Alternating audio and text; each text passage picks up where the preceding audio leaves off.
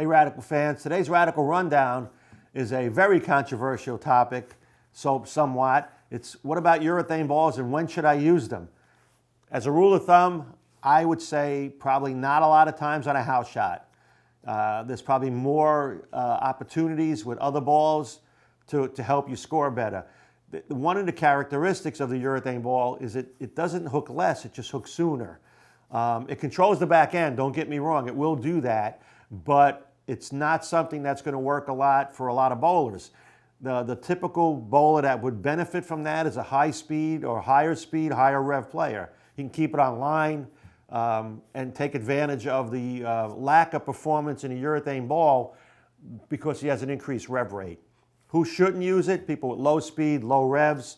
On a house shot, it's probably not a big benefit. It's ideal probably on a sports shot, but it's a very specific opportunity.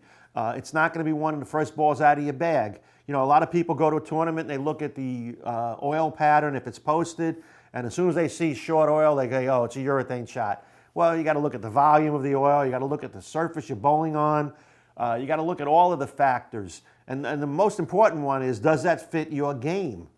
If you're not, I don't know, 350, 400 revs, you're probably not going to benefit too much from a urethane ball on a lot of different conditions. If you're a higher rev player with a little more ball speed, you can stay on top of it longer, it's a big advantage to you. Let's talk about the Purple Hammer, for example. Most popular urethane ball probably ever.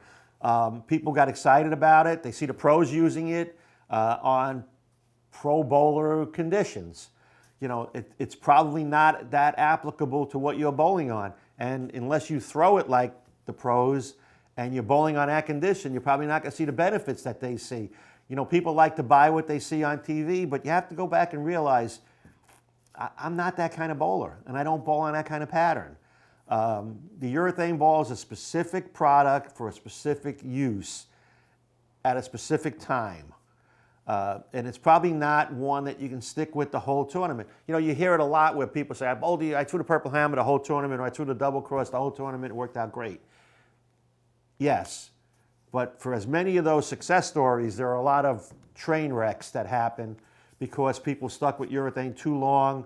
You know, one of the biggest complaints you hear from your teammates, oh no, you're going to throw urethane.